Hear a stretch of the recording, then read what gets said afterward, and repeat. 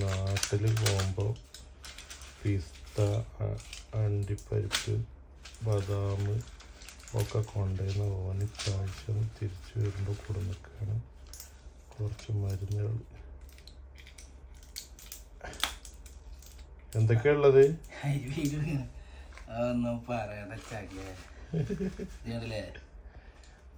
എത്ര വിളിക്കണ്ട്? ഒക്കെ ഷിഫായിക്കോളും. ഇതൊക്കെ എന്തിനുള്ളതാ?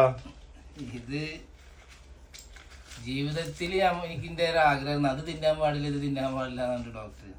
ഇപ്പൊ നോക്കുമ്പോ അത് തിന്നാൻ പാടില്ല ഇത് തിന്നാൻ അത് ഞമ്മക്കും കൂടി എത്തി.